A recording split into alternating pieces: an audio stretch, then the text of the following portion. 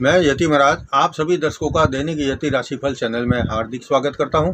आज मैं आपको इस वीडियो में अक्षय तृतीया क्यों मनाई जाती है, आखा तीज क्यों मनाई जाती है, इस विषय में बात करूंगा।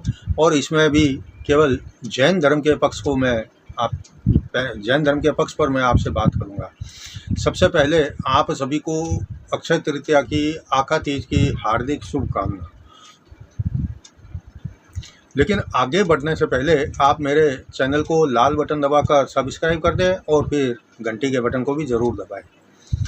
अगर आप मेरे से फ़ोन पर संपर्क करना चाहते हैं तो नंबर 9462575291 इस नंबर पर आप ये नंबर स्क्रीन पर भी देख सकते हैं।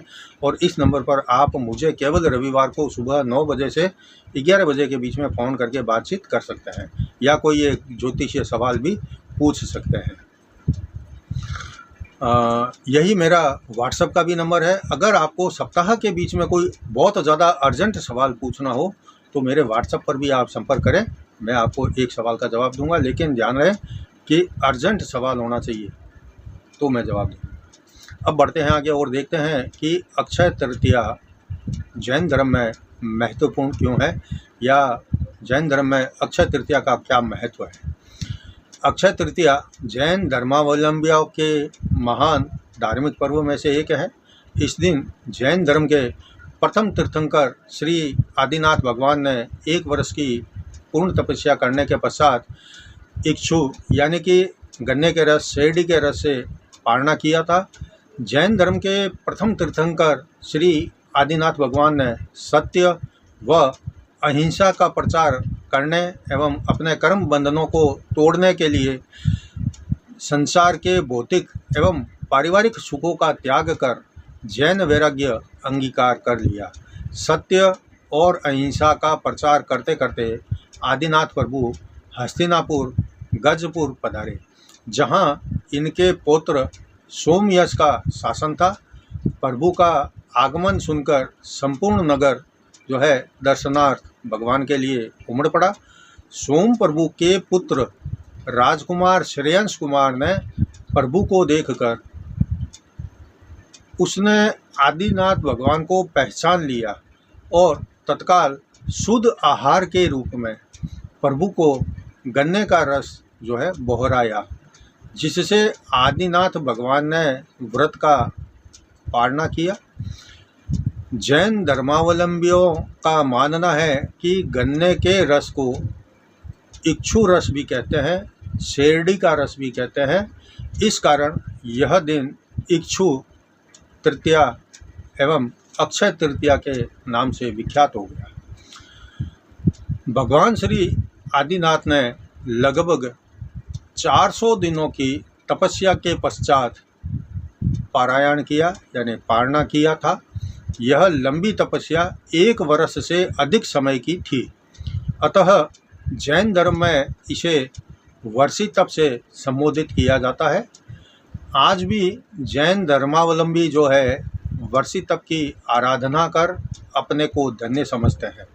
यह तपस्या प्रतिवर्ष कार्तिक के कृष्ण पक्ष की अष्टमी से प्रारंभ होती है और दूसरे वर्ष वैशाख के शुक्ल पक्ष की अक्षय तृतीया के दिन पारणा करके पूर्ण की जाती है। तपस्या आरंभ करने से पूर्व इस बात का पूर्ण ध्यान रखा जाता है कि प्रति महीने की 14 को उपवास करना है, उपवास करना आवश्यक होगा। इस प्रकार का वर्षी तप करीबन 13 महीना और 10 दिन का हो जाता है। उपवास में केवल गर्म पानी का सेवन किया जाता है। वर्षी तप जब पूर्ण हो जाता है तब भारत विख्यात जैन तीर्थ श्री शत्रुंजय जी पर जाकर अक्षय तृतीया के दिन पारणा किया जाता है। इस दिन विशाल स्तर पर पारने की व्यवस्था की जाती है, जहां पर तपस्या करने वाले तपस्वियों को उनके संबंधी पारायण कराते हैं। अक्सर इसको पारायण को पारणा ही बोलचाल की भाषा में बोला जाता है। चांदी के बने छोटे से आकार के कलश इक्षु रस के रस से भरे हुए 108 कलशों से जो है पारना प्रारंभ होता है। धार्मिक गतिविधियों से ओत-प्रोत इस भव्य समारोह में संवेदनाएं स्वतः ही उमड़ पड़ती है। चारों ओर धर्म चर्चा का वातावरण बन जाता है। पुष्पों की बौछार होती है। रंग बिरंगे परिधान पहने, वस्त्र पहने एवं आभूषण तपस्वी को उनके सगे संबंधी भेंट करते हैं। फूलों के हार पहनाकर तपस्वियों का आदर सत्कार होता है। चारों ओर हर्ष उमंग का वातावरण बन जाता है। तपस्वियों का विशेष जुलूस समारोह पूर्वक पूरे शहर में निकाला जाता है। हर शहर में प्राय निकाला जाता है और सभी तपस्वियों को तपस्या करने वाले परिवार के सदस्य कुछ न कुछ उपहार भेंट आदि करते हैं। इसे प्रभावना कहते हैं। उपहार में चांदी, स्टील, पीतल आदि के बर्तनों के अतिरिक्त धार्मिक सामग्री भी भेंट में दी जाती है। इस प्रकार की तपस्या में हजारों नर नारी भाग लेते हैं, जिसमें वृद्ध, युवा एवं बाल अवस्था के लोग भी सम्मिलित होते हैं। श्री शत्रुंजय महातीर्थ जैसे महान तीर्थ पर अक्षय तृतीया के दिन विशाल पैमाने में मेला लग जाता है, जिसमें देश के विभिन्न भागों से हजारों लोग आते हैं। कोई तपस्वी ऐसे होते हैं जो इस तीर्थ पर वर्ष भर रहकर वर्षी तप की आराधना करते हैं।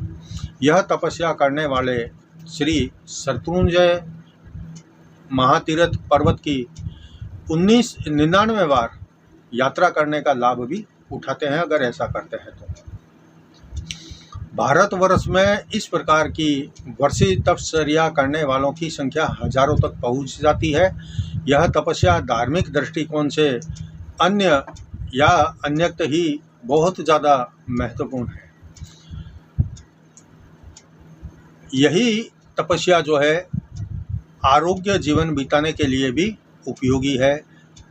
संयम भरा जीवन यापन करने के लिए इस प्रकार की जो धार्मिक क्रियाएं जो होती है करने से मन को शांति मिलती है, मन शांत होता है, विचारों को शुद्धता मिलती है, धार्मिक प्रवृत्तियां जो है मन में जागृत होती है, उनमें रुचि बढ़ती है।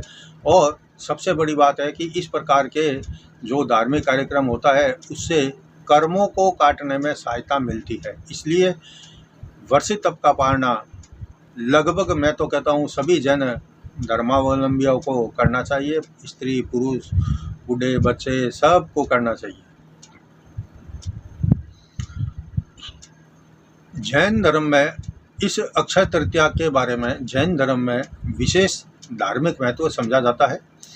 मन, वचन एवं श्रद्धा से वर्षी तप करने वालों को महान समझा जाता है। कई जगह पर अक्षय तृतीया के दिन पतंगबाजी भी होती है। यह एक उल्लासपूर्ण वातावरण बनाने के लिए ऐसा होता है, लेकिन मैं जहाँ तक कहता हूँ पतंगबाजी हमारे लिए एक अच्छा शौक़ का, मनोरंजन का त्यौहार हो सकता है।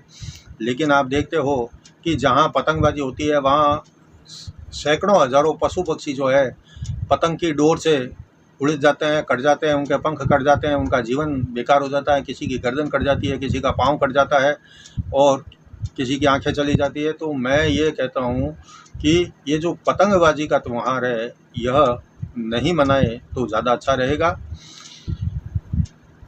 इस दिन अक्षय तृतीया के दिन हर एक जैन आदमी के यहाँ पर, आजकल तो दूसरे धर्म के लोग भी अक्षय तृतीया के दिन अपने घर के अंदर आमलवाणी बनाया करते हैं।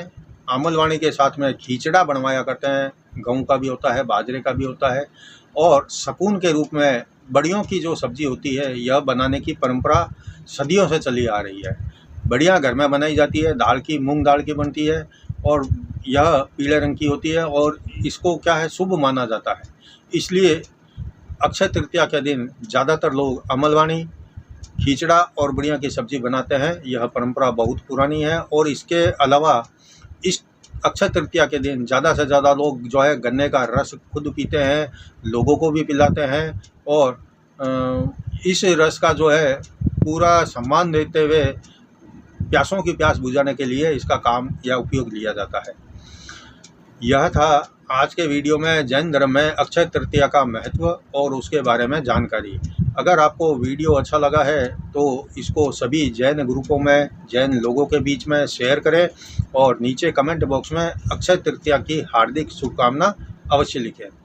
कल मैं आपको शुक्र के राशि परिवर्तन से आपकी राशि पर क्या प्रभाव पड़ेगा यह मैं बताऊंगा। तब तक जय जिनेंद्र।